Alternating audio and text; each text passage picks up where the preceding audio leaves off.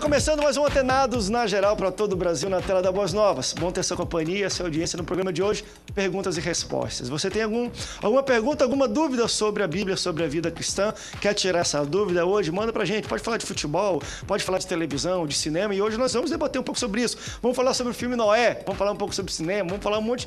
Enfim, várias coisas que aconteceram durante a semana, que estão bombando na internet, vamos tentar elucidar e dar para você, claro, uma opinião de homens de Deus, para falar um pouco sobre, enfim, várias perguntas que temos aqui. Recebo ele que é pastor, presidente da Assembleia de Deus, Ministério Águas Purificadoras em Paciência, pastor Silas Cavalcante. Bem-vindo ao Antenados. Obrigado, André. Prazer retornar a esse debate. Uma boa tarde aos telespectadores, nossos queridos pastores que estão aqui. Espero poder contribuir aí com as perguntas, né? O famoso pinga-fogo. Vamos ver o que vem para nós aí. Vamos ver. Ainda bem que tem o pastor Ailton Bezerra aqui para nos auxiliar, graças a Deus. Coisa, né? Ele vai falar... Você já viu Noé, o filme de Noé, não? Não assisti, não. Não, mas a gente debate um pouco sobre ele. Também recebo ele que é conferencista, jornalista e presidente de honra da Assembleia de Deus, Centro Missionário Cristão em Teresópolis, pastor Jeremias do Couto. Bem-vindo, pastor. Muito obrigado, André, por retornar aqui ao programa Antenados na Geral, estar aqui ao lado dos nossos companheiros e espero poder contribuir de alguma forma e também aprender com os nossos colegas. Bem-vindo, pastor. Também recebo ele que é pastor, escritor, professor de Novo Testamento, Teologia Geral e também comentarista da Bíblia de Estudo Apologético. Ganhei uma de presente, está aqui na minha mão. Obrigado, estou falando do pastor Ailton Bezerra. Pastor, bem-vindo ao Antenados. Muito bom, André, com muita alegria, essa turma aqui abençoada.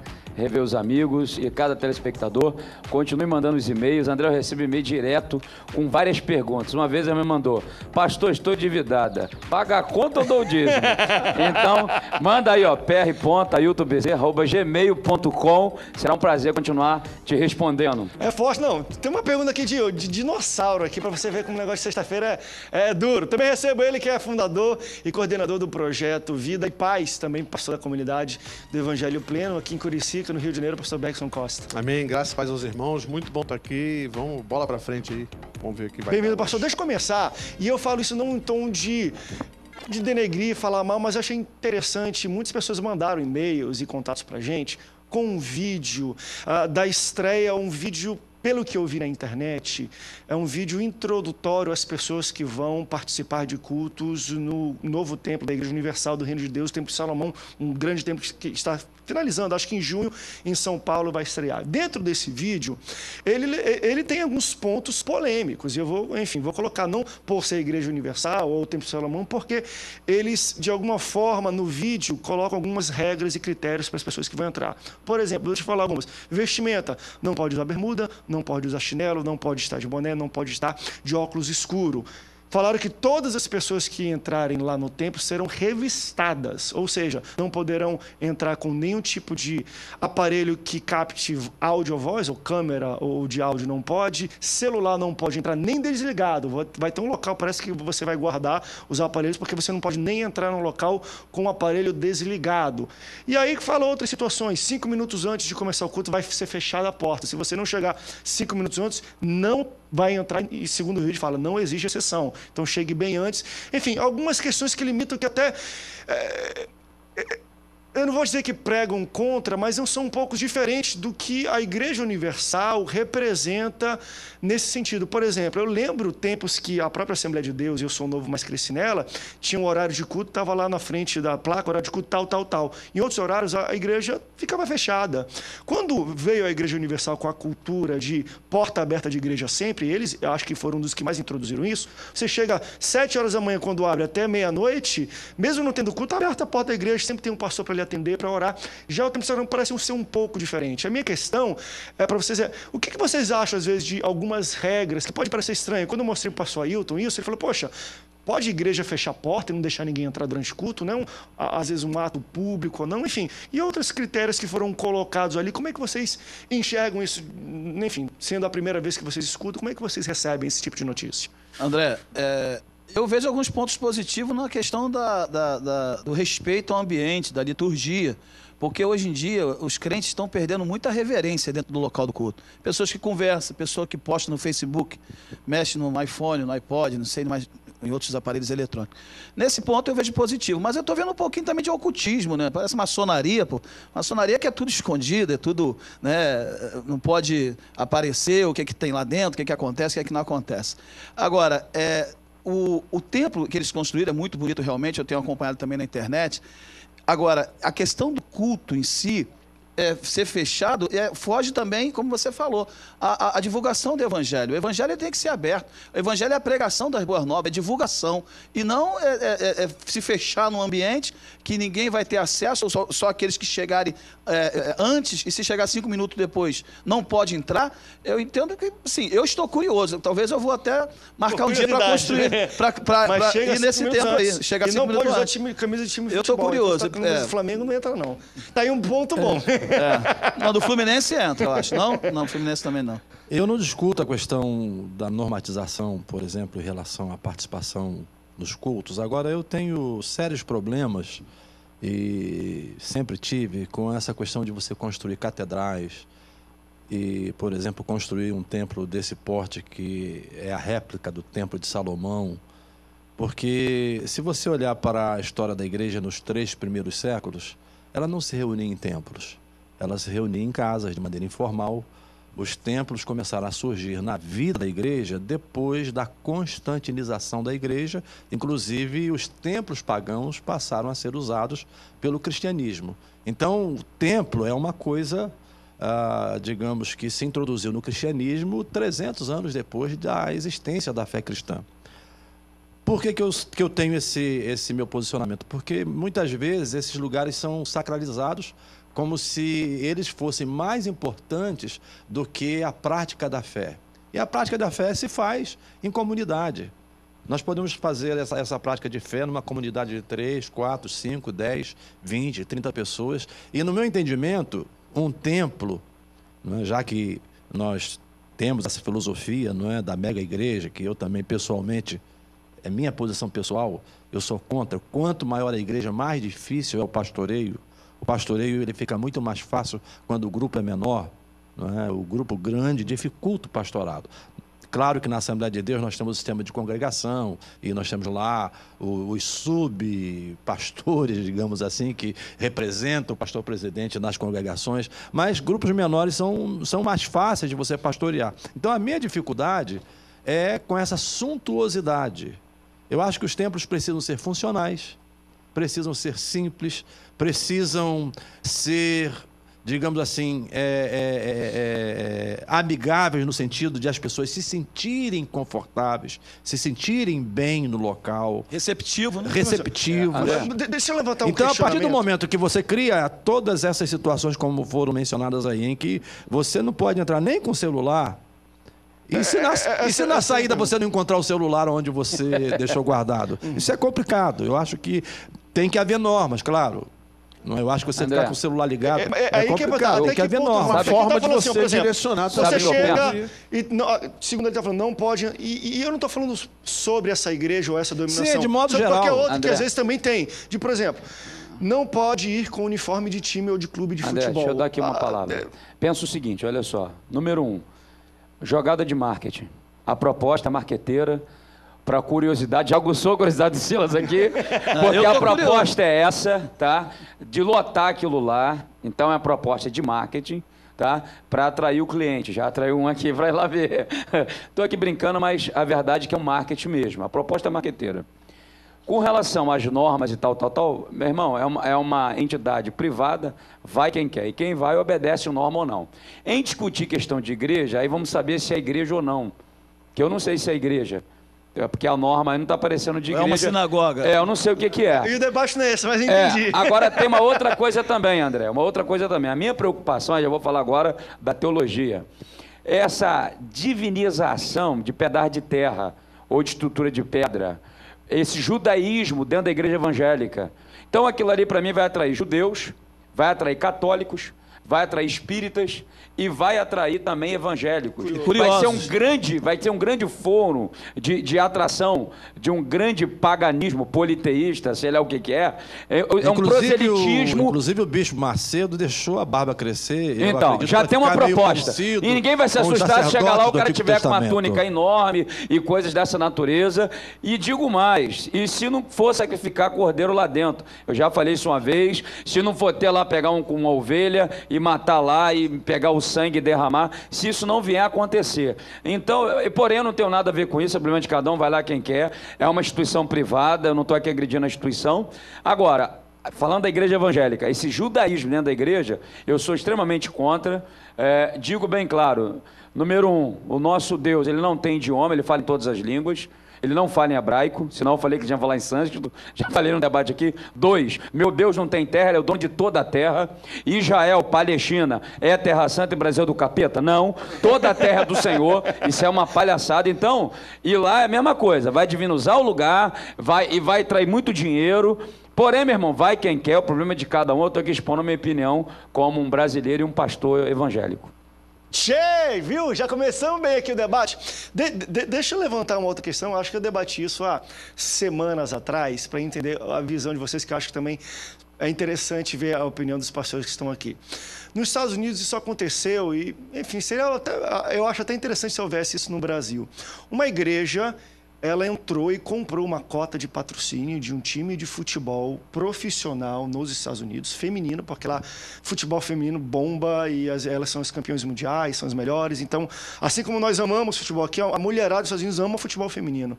E a igreja usou o dinheiro dela para colocar, né, patrocínio na camisa de um time de futebol, como uma empresa, e comprou e tudo mais. A minha pergunta é, vocês acham que é interessante o uso do dinheiro, da oferta da igreja para coisas desse tipo? Às vezes ela usa a televisão para se divulgar, para divulgar uma mensagem, não sei o quê. Patrocinar um clube de futebol, vocês acham que... Está errado. O objetivo está errado. A proposta da oferta não é essa. Em nenhuma parte da Bíblia. O pastor Jeremias levantou ali a questão da ostentação do templo, que também eu concordo com ele. Isso é a questão, até a estrutura é gótica, até hoje, não tem nada a ver com... Então, assim, falando da oferta, o objetivo da oferta no Novo Testamento nunca foi para isso, nunca foi patrocinar time, patrocinar nada. Por exemplo, aqui é uma TV evangélica, então quem patrocina aqui está patrocinando a obra de Deus, não está patrocinando um time de futebol. Nada contra futebol, nada contra nada. Agora, pegar a oferta da igreja para bancar um time, sei lá do que é, eu acho extremamente errado, biblicamente falando. Mas a liderança entrou em contato com o povo? Como é que funciona isso? Porque lá é um pouco diferente a cabeça do pessoal também, né? Então, o pastor Jeremias também conhece um pouco. É um pouco diferente a maneira de lidar com situações e sobra também. Não é que nem aqui, manda para cá, pô, manda para o ministério. Deixei de comprar dar o número da conta, então, pô. Lá a gente conhece algumas igrejas que sobra mesmo, às vezes não sabe nem o que fazer. E patrocina o time de futebol. André, apresenta o pastor Hilton para eles. Vamos rápido break, daqui a pouco a gente volta. Não sai daí não. Mantenados volta já já.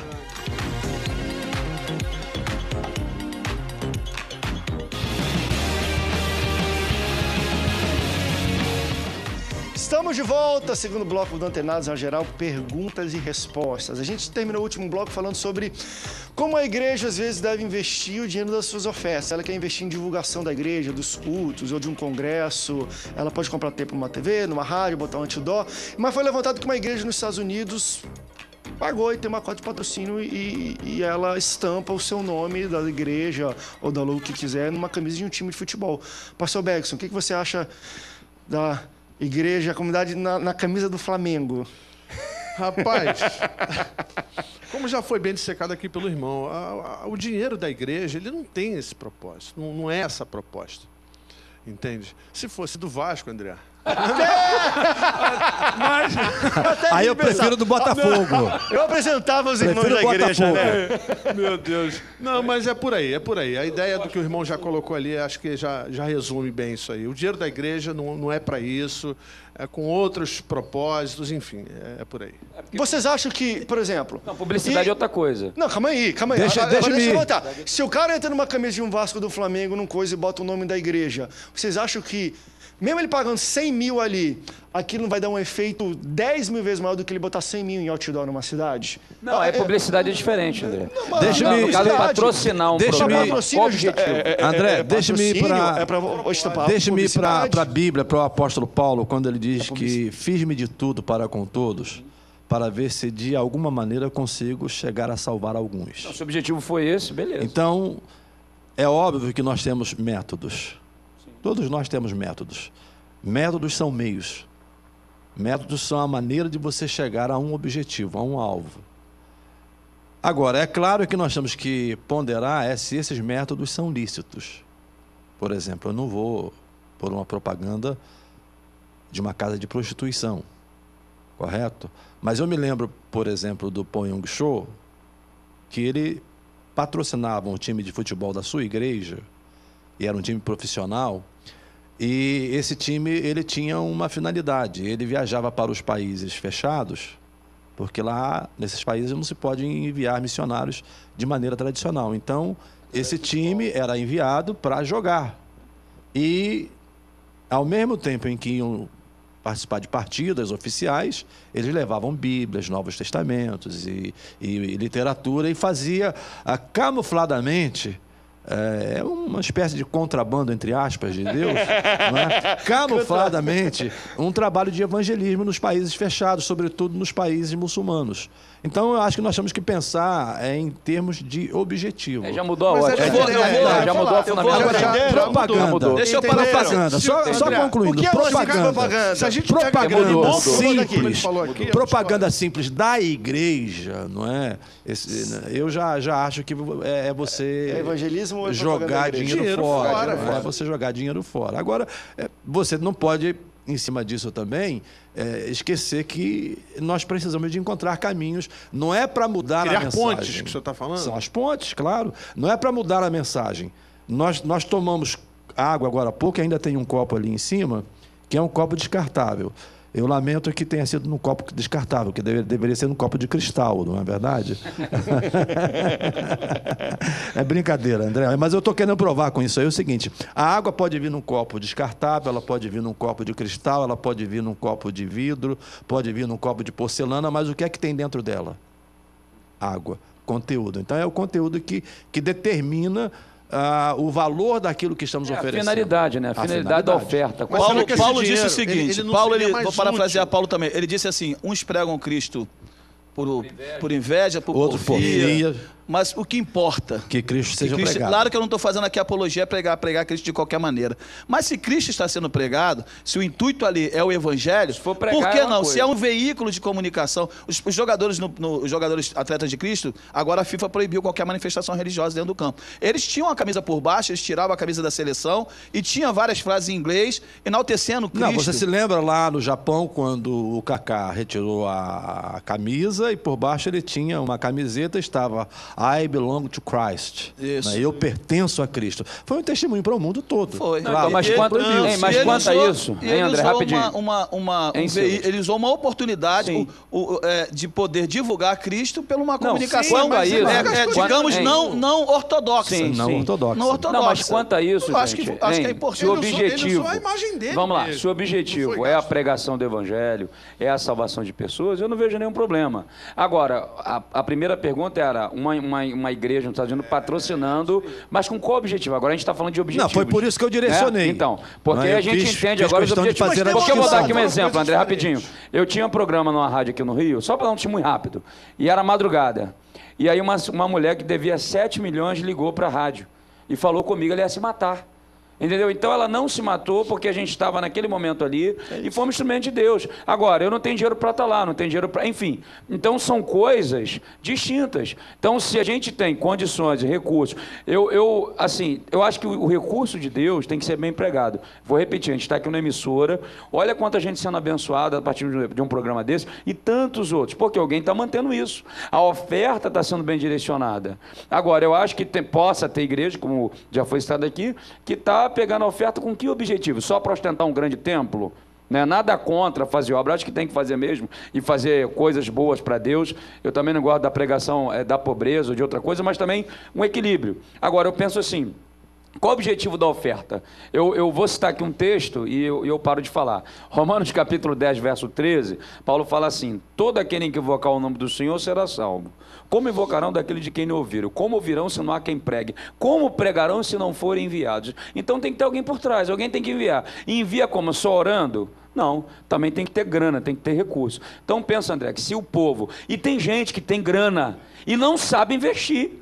Eu fico com raiva às vezes, porque eu não tenho recurso para fazer as coisas que Deus coloca no coração. Acho que não é só eu, acho que deve ter um monte de pastor aí. E tem muita gente, André, séria, gente boa. E tem gente que não vale nada e nego está dando recurso. Não, mas olha só, é uma coisa muito estranha isso. Eu coordeno um projeto de evangelização. E o nosso foco agora é arrumar um espaço em uma comunidade para que a gente possa, dentro desse espaço, levar oportunidade para aquelas pessoas ali. E como o irmão falou, quantos projetos existem que estão aí no coração, como o irmão disse aqui, a gente não tem recurso. Cara, quanto custa um aluguel numa casa, numa comunidade? Barato. Dependendo da comunidade. Não, entendeu? Então a ideia é o seguinte: será que esse dinheiro, esses recursos, eles não poderiam, de fato, não somente a questão de pregar o nome da igreja, mas mudar a vida de alguém? Da questão social das pessoas. Paulo arrecadou oferta para Agora, ajudar os pobres da Judéia. É que o debate também começa a virar um pouco social, porque são cenários totalmente diferentes. Você vai para uma igreja rica nos Estados Unidos, e, poxa, lá outra estão gastando cultura. futebol. Por que não investe aqui comigo que não tem nem dinheiro para dar para comer para as pessoas? Agora, a deixa gente vai ter um negócio um pouco humanitário, porque assim, eu vou falar para ele, poxa, tá botando futebol, mas tem gente morrendo na África. Né? Então, André, deixa eu entrar tem que entender a realidade deles. Deixa eu entrar também. com uma outra, Sim. com outro lado da questão. O pastor Ailton Bezerra da Costa. Não. Não. Tá, Bezerra? Ele está longe da costa. Ele mencionou sobre equilíbrio, não é? E uma das coisas que a gente precisa ter cuidado nessas ênfases do chamado evangelismo alternativo é quando nós vamos tirando dos cristãos aquela responsabilidade pessoal de pregar o evangelho. Por exemplo, se você fizer uma pesquisa em qualquer igreja, eu desafio você, o meu querido pastor aqui, o meu querido pastor, e você que está aí, que é pastor também, faça uma pesquisa na sua igreja. Pergunte quantas pessoas vieram a Cristo através da televisão. Pouquíssimas pessoas. Quantas pessoas vieram a Cristo através da internet? Pouquíssimas pessoas. Através do rádio, o número vai aumentar um pouquinho, porque você ouve rádio dormindo, ouve rádio dirigindo, etc. Agora pergunte quantos vieram a Cristo através de um parente, de um amigo e de um vizinho. E 99% da igreja vai levantar a mão. Então, a televisão, o rádio, os meios de comunicação, a mídia de modo geral, a internet, os meios alternativos, por exemplo, ir para uma comunidade, fazer uma coreografia, fazer um trabalho cultural. Agora, não se pode ficar preso a esses meios alternativos e perder essa essência da igreja, que é a essência do evangelho. É uma questão de ênfase. Inclusive, nada substitui a pessoa humana. Exatamente. É claro. Agora, é uma questão de ênfase. Tem propósito, tem chamado de Deus para cada um, e Deus usa cada um como quer. Nós temos gente aqui na nossa nação que Deus usa nessa área e tem ganhado almas. Porque, por exemplo, se eu tenho a mídia na mão, não é o tudo, mas em vez de eu fazer um evento para botar 100 pessoas, vai botar 1 milhão de pessoas. Porque todo mundo está sabendo daquele evento. Estou dando um exemplo para o senhor entender. Sim. Então, assim, óbvio, agora o senhor está correto, que nada vai substituir o ser humano, o indivíduo dando Eu não estou descaracterizando isso aí. Essas oportunidades. É uma questão de ênfase. Elas são necessárias, são importantes, elas complementam, elas são válidas. Sim. Nós não podemos, porque o que ocorre com a igreja hoje? A igreja hoje, ela se constitui de meros assistentes. Sim. Pessoas que vêm para a igreja... Terceiriza o serviço, o pastor é empregado de todo mundo. Culto. Terceiriza o serviço, você usou a palavra certa. São assistentes de culto e eles não sentem aquele zelo como no passado, não é? Em que as pessoas se convertiam, o primeiro desejo do coração dessa pessoa era pregar. Ainda que com palavras erradas, sem conhecer profundamente os fundamentos básicos da salvação. Então, essa ênfase nós não podemos perder. Não que eu esteja aqui tirando o mérito desses meios de comunicação e desses meios alternativos de evangelismo. Pastores, deixa eu levantar uma pergunta antes da gente terminar o bloco. Eu acho que a gente responde já para o próximo bloco. Até que ponto vocês entendem que igrejas evangélicas, cristãos de liderança perdem um pouco o bonde de se aproveitar de algum tipo de movimento para, com isso, evangelizar e dar mais efeito? Por exemplo, foi lançado um filme Noé, que está nos cinemas, eu não sei se os pastores viram. Nos Estados Unidos, quando chegou no Brasil, ele está recebendo uma enxurrada de crítica. Está todo mundo falando mal, igrejas e grandes líderes nos Estados Unidos até boicotando porque geralmente lá eles fecham 3, 4, 10 salas de cinema e botam os crentes. Esses boicotaram, entraram em redes sociais para não ir, porque de fato, o filme se afasta um pouco do relato bíblico, da veracidade, da narrativa como está na Bíblia. Mas é um filme de Hollywood, a gente tem que entender que é um filme de Hollywood, ele tem que inventar algumas características e coisas para dar um andamento e manter a atenção do público sempre no pico. Mas uma coisa foi interessante, que na semana de estreia do filme Noé, que foi uma estreia mundial, não foi só lá, foi todo mundo ao mesmo tempo, tem um aplicativo de leitura bíblica que é o mais popular no mundo, chamado YouVersion, é o mais baixado, ele tem um a cada 8 smartphones do mundo tem essa Bíblia, que é baixada, que é de uma marca só. E o Virgin, ele falou que no final de semana de estreia do longa, a leitura da história de Noé em Gênesis 6 aumentou cerca de 300% nos Estados Unidos e 245% no resto do mundo. Sendo verdadeiro ou não, não sei o quê, trouxe um apetite, uma fome, despertou nas pessoas aquilo, enquanto pastores e igrejas líderes estavam falando mal. Então, como é que vocês entendem esse tipo de coisa e até que ponto nós temos que repensar algumas situações e falar, olha, por mais que se afaste um pouco do relato e tudo, vamos aproveitar porque isso vai causar um despertamento e eu não vou querer estar contra algo que dá esse tipo de resultado. Vamos para um rápido intervalo, daqui a pouco a gente volta. Não sai daí, o Antenados volta já já.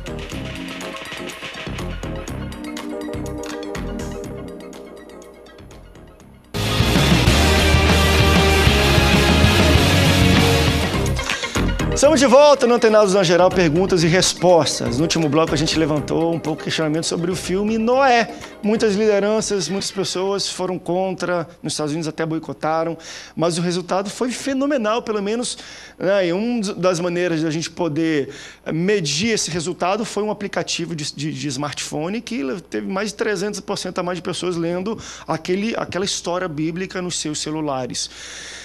E muita liderança, a maioria foi contra. Como é que vocês entendem isso? Poxa, poderiam aproveitar isso para potencializar ainda mais o evangelismo e a mensagem bíblica? André, eu não assisti o filme, mas vou assistir, porque é uma alta produção. Aliás, eu gosto muito do Russell Crowe, que é Ele é fera. o cara que é um dos atores que eu gosto Fez muito. Gladiador, vários filmes Mas muito o filme bons. que é campeão de bilheteria é o Capitão América. Ainda consegue, né, o Noé tá brigando. O Capitão América tá ganhando do Noé. Noé tá em segundo plano ainda. Mas eu entendo o seguinte, as pessoas, né, não sei quem, essa frase não é minha, por favor, mas eu não sei quem é para citar a fonte, não sei se foi o Sidney que colocou, Sidney Gomes, que as pessoas querem entretenimento na igreja e querem escola dominical no cinema. Está invertendo os valores. O filme, todo filme, até a Paixão de Cristo, qualquer filme bíblico, não tem como ele seguir um roteiro 100% bíblico. Ele precisa usar a licença poética para costurar aquela história, para montar aquela história. Vai ter momentos de licença poética, vai ter momentos que... mas isso não está na Bíblia. A escolha do ator, como é que ele parecia? Já é uma licença poética. Então, a Paixão de Cristo está cheia de licença poética. Agora, o problema do Noé é que ele é 99,9% licença poética. Tem guerra dentro da arca. Só o nome do filme, né, que é? Tem divisão de poder, o filho, tem várias... eles criaram algumas etnias que a Bíblia não cita. Então, é um verdadeiro Senhor dos Anéis de Noé. Tem os anjos caídos que são de pedra. Senhor das Arcas. Então, há uma questão que a gente tem que entender. Eu vou assistir, não é pecado. Vai assistir, irmão. Como eu fui assistir Capitão América, como eu fui assistir Robocop. A questão ali é entretenimento. Agora, aguçou a curiosidade, porque até as pessoas querem o quê? Querem confrontar a história do filme, o roteiro do filme, com a Bíblia. Acho legal. Então, esse aspecto aí foi positivo. Faz isso, eu vou para a Bíblia e vejo. Eu vou para a Bíblia para ver se a Bíblia realmente tem a história real. Pô, porque ele tem guerra, tem... O povo é tão complicado, depois de ouvir o Silas falar que foi assistir Capitão América, aí vamos postar lá. Esse cara não tem o que fazer. O pessoal evangélico é complicado, é verdade. Ora por mim, por favor, que eu vou assistir Capitão América. Mas deixa eu dar aqui uma palavra, que eu acho esse o dado que o André deu que é interessante. Esse aplicativo da Bíblia e tal, que é mundial, que você falou, né?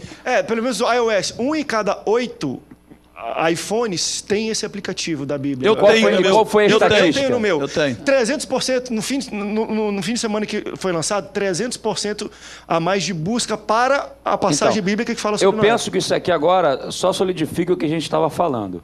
Em 1 Coríntios 9,16, Paulo fala assim, ai de mim, se não pregar o evangelho. O que acontece que o pastor lhe falou, o pastor Jeremias, é que realmente o povo deixou de pregar. Então as pedras estão clamando.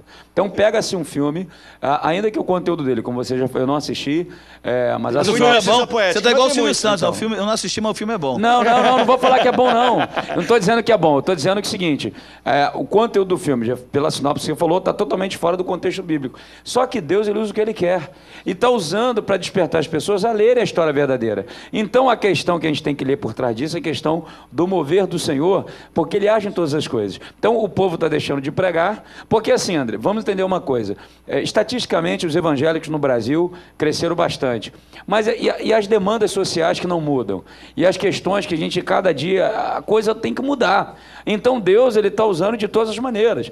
O Paixão de Cristo, por exemplo, se você for estudar o filme, você vai ver, só para dar um exemplo, que aquele Cristo ali não é o Cristo da Bíblia. Ele é o anticristo de Zacarias 11:17, que tem o olho arrebentado, o braço esfacelado, e quando você vai... Caramba, e todo mundo passou e pessoas se converteram. Meu irmão, Deus usa o que Ele quer. Deus é Deus, Ele é soberano, e Ele está usando Noé, e vai usar Filho quem de Ele Deus, quiser. tá em cartaz. E o tem muitos- interessante é o seguinte, A Bíblia tá diz o sendo quê? No fonte final dos de- tempos, lembrai-vos de quem? Dos dias de... Noé, isso aí. Então, o que acontece? Olha a profecia aí, ó. Há um Viu? despertamento, porque eu não creio que um diretor do nada, vou produzir Noé. Eu não creio nisso. É como o irmão falou, eu creio que Deus está no controle e está operando em tudo. É pelo que ele falou, né? Então, aí Pela desperta, estatística. como o André falou ali. Mas você o sabe que foi filme interessante não tem nada também? a ver com a história Porque o real, próprio mas aí o diretor povo está deixou procurando. claro isso. Ele falou, olha, eu não quero aquilo de brigar crentes em tudo. Eu peguei a história conhecida de Noé, o mito, como alguns podem dizer, e fiz um filme, não é para crente, não é para passar a veracidade bíblica. O próprio diretor falou isso antes da estreia. Tanto, isso que também causou muito alvoroço. Não, os pastores. inclusive- Tá fazendo filmes da Bíblia, mas não tem nada a ver. Ele deixou isso muito claro. Não vou fazer isso aqui para mudar o contexto. A minha história é baseada em Noé. Agora eu vou ter esse O cara pegar uma foca, olha só, vai inclusive- fazer um filme Ô, doido. Ailton, inclusive, perguntaram aos japoneses, o filme é bíblico? Ele falou, não é.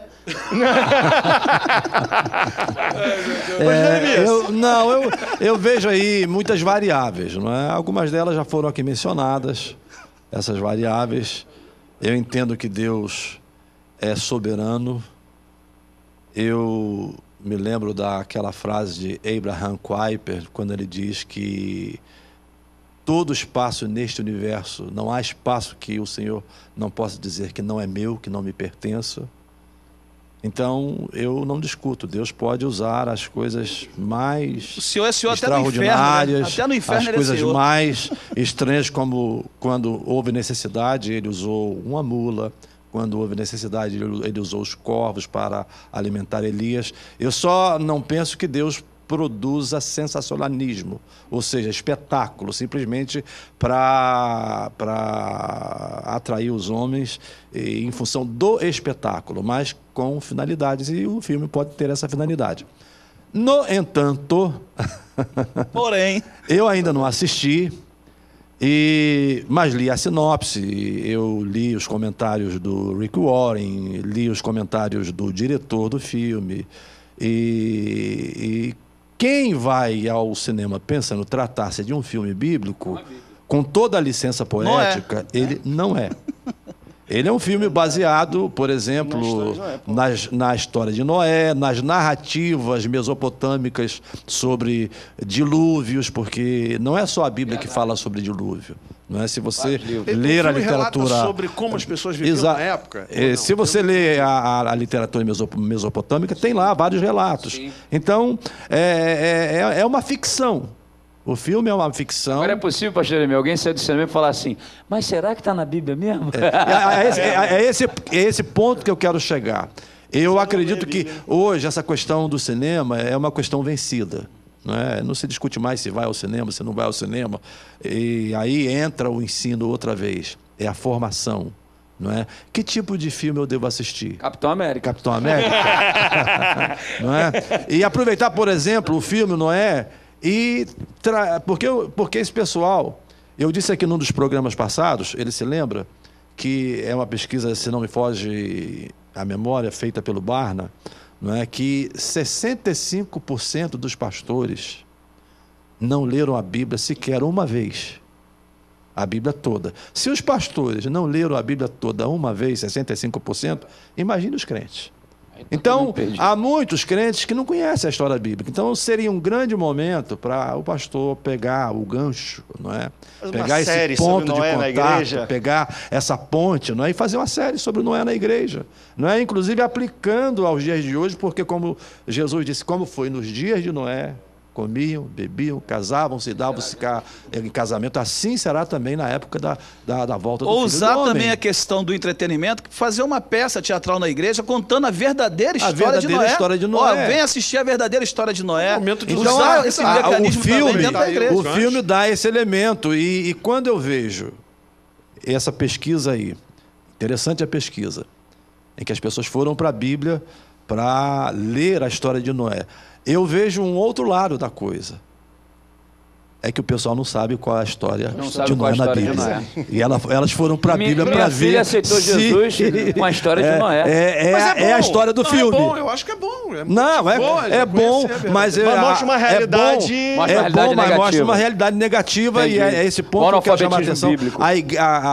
Nós perdemos as oportunidades. Deixamos passar as oportunidades. Por exemplo, o Paixão de Cristo. Eu estimulei os membros da minha igreja a ir assistir o filme. E depois eu fiz uma palestra na nossa igreja sobre o filme e baseada nos evangelhos. Mas deixa eu fazer aqui aproveitando uma oportunidade, um gancho. Tem filmes bíblicos aí que são totalmente heréticos. Por exemplo, Deixados para não Trás... São bíblicos. Entre aspas, perdão, foi uma falha. Filmes dito bíblicos, né, ou filmes gospel, vamos botar filme gospel então, que são heréticos. Por exemplo, Deixado para Trás, tem um monte de heresia ali, tem um monte de coisa que não está na Bíblia. O problema é que eu acho que o povo está com inanição espiritual.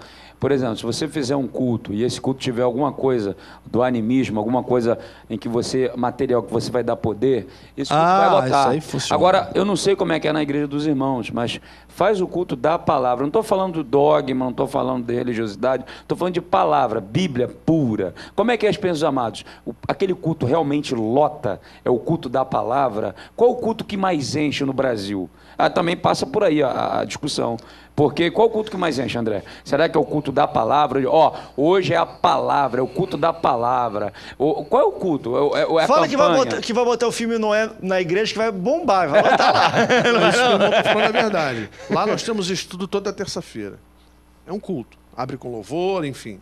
E no momento da palavra, dito assim, a gente para meditar, estudar e aprender. De fato, há uma redução muito grande de irmãos que participam. Agora, domingo, e outra coisa, assim, eu estou até emocionado de ver aqui o pastor Jeremias do Couto, porque eu já, assim, quero abrir esse parênteses aqui, eu já ministrei várias escolas dominical, com as lições bíblicas comentadas pelo pastor Jeremias do Couto, sobre as promessas, foi o último. E digo uma coisa, a escola dominical ela está cada vez mais vazia, ela está cada vez mais pessoas, porque os crentes hoje, a gente está brigando pelo horário, estamos brigando pelo tempo do crente, o tempo tem 24 horas. Pastor Silas Cavalcante. Eu não sou saudosista, mas nós temos que voltar ao passado para aprender com o passado, para construir bem o nosso futuro. Eu me lembro da época da minha juventude. Aliás, eu continuo jovem, você me disse que eu sou bonito. Está registrado. Quando, às terças-feiras, nós íamos ao Templo de São Cristóvão, número 338, às terças-feiras, e se você chegasse lá por volta de 7 horas da noite, já não tinha lugar para você sentar. A igreja estava lotada, havia um amor pela palavra. E chegava aí por volta de 8 horas, de 8 às 9 horas era palavra, era ensino. E aí eu vou pedir permissão para, com todo respeito, com data máxima vênia, não é? Nós também estamos sofrendo de inanição nos púlpitos. Sim, nos púlpitos. Certeza. E ovelha não come o capim seco. Não adianta você pôr óculos verdes na ovelha que ela não vai comer capim seco. Ela come o capim verde e tem que ser capim. Esse é o alimento, diferente do bode. O bode come qualquer coisa, mas a ovelha não é capim. Então nós estamos tendo essa dificuldade. Tem pastores que passam o dia todo pensando em contas a pagar, Tem pastores que passam o dia todo pensando em comprar cimento, em comprar telha e em qualquer outra coisa. E quando vai chegando a hora do culto, deixa eu ver uma besteirinha aqui na palavra de Deus. Pastor Jeremias, eu concordo. Mas eu também acho assim, o povo de Deus no deserto, Deus dava a ele o maná. Era o pão da vida, o pão que mantinha eles vivos. E eles tinham saudade da cebola do Egito. E eles chamaram aquele pão de pão vil. Tem muito pastor também trazendo palavra boa, alimento bom, mas o povo está muito preocupado em ficar na internet. Hoje, naquela época do Senhor, não tinha internet para brigar. Hoje as pessoas ficam mais tempo no Facebook, na internet. Então, o entretenimento cresceu, o dia é 24 horas. A briga pelo tempo hoje é muito mais rápido. Não há dúvida, mas se houver palavra, se houver carisma, se houver aquela empatia do pastor com a ovelha, a sabedoria, eu acredito que a gente vai conseguir recuperar isso. Agora, é óbvio, você tem as opções da internet. Eu vai falo deixar então para outro lado, não é? Silas, tá bom. O que acontece é o seguinte. Só para finalizar, hoje o pastor traz uma boa palavra, só que são crentes domingueiros. O cara senta lá domingo, não lê a Bíblia durante a semana, não ora, não faz nada. Chega lá, pastor, eu quero comer. Bora.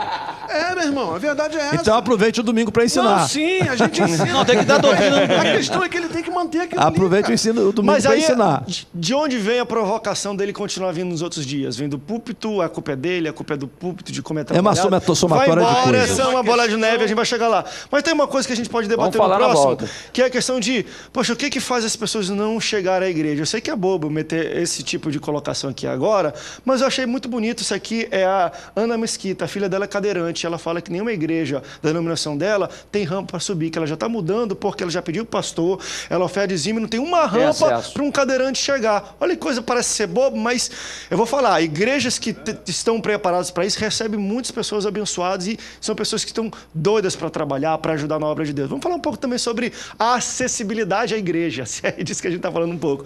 Vamos para um rápido intervalo, daqui a pouco a gente volta, não sai daí. O Antenados volta já já.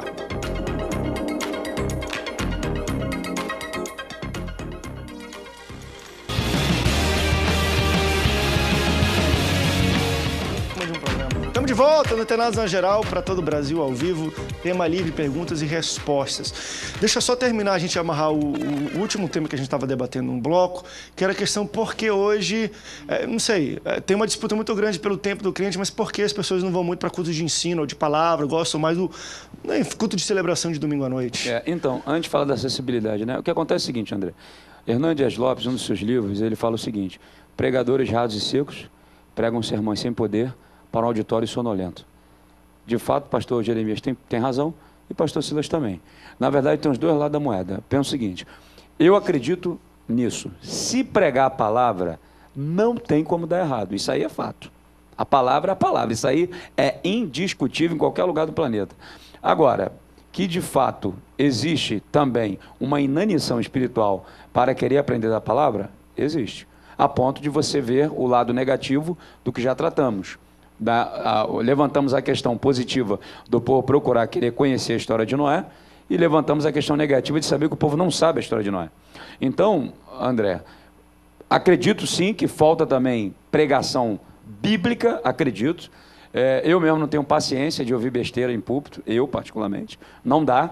Eu acredito que o púlpito é para pregar a palavra, o púlpito não é para brigar com ninguém, nem para desfazer de ninguém, e nem para falar o que tem que falar para a pessoa, agredindo a pessoa, usando o púlpito. Também não é isso. Então, o púlpito é para pregar a palavra de Deus. Então, e todas as vezes, eu prego há algum tempo, e eu em alguns lugares, toda experiência sempre positiva, nunca foi negativa, porque a palavra é a palavra.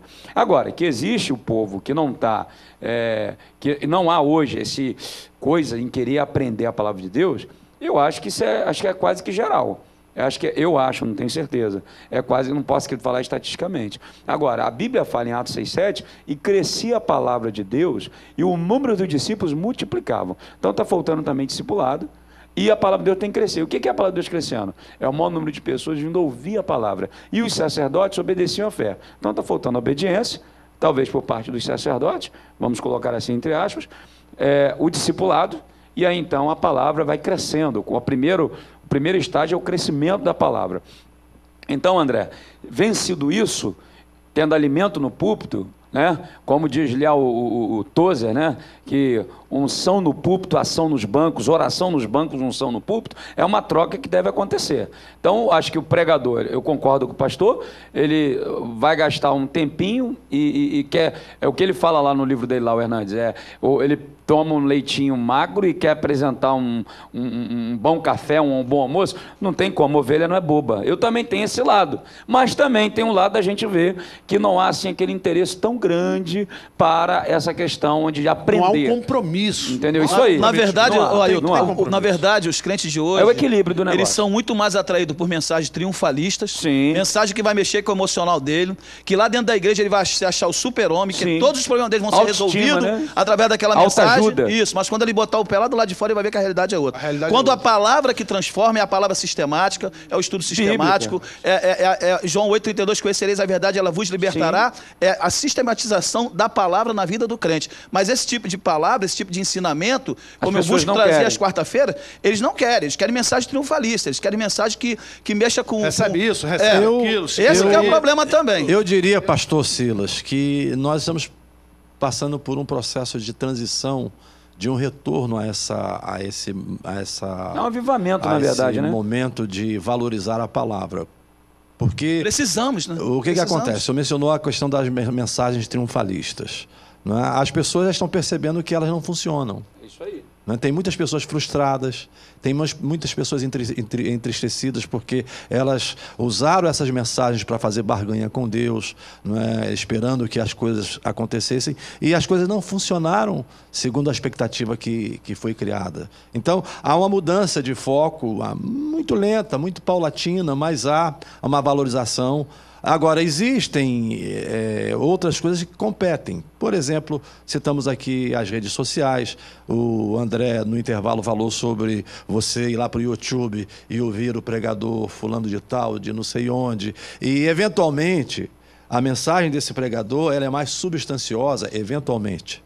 Deixa-me enfatizar aqui o advérbio. Eventualmente, ela é mais substanciosa do que a mensagem que ele ouve na igreja. Então, ele prefere ouvir na internet do que ir para a igreja. Existe a outra questão, por exemplo, da mobilidade urbana hoje.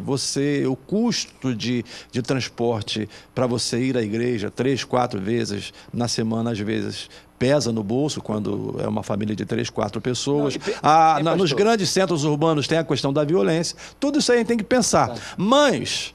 se você, como pastor, né, porque eu entendo basicamente uma coisa, e nesse ponto eu admiro, ainda que possa haver exceções, mas na Igreja Batista, em linhas gerais, o pastor é pastor da igreja. Sim. Não é? Às vezes ele nem é o presidente. Ele tem um moderador, né, que preside e cuida das questões administrativas. Sim. Por quê? Porque a igreja quer que o pastor esteja ali para pregar. É isso aí. Para ensinar. Verdade. Enquanto na nossa tradição assembleiana, o pastor é um faz-tudo. Não é? Ele cuida de tudo. Quando chega na hora de pregar... tem nada. Ele está vazio.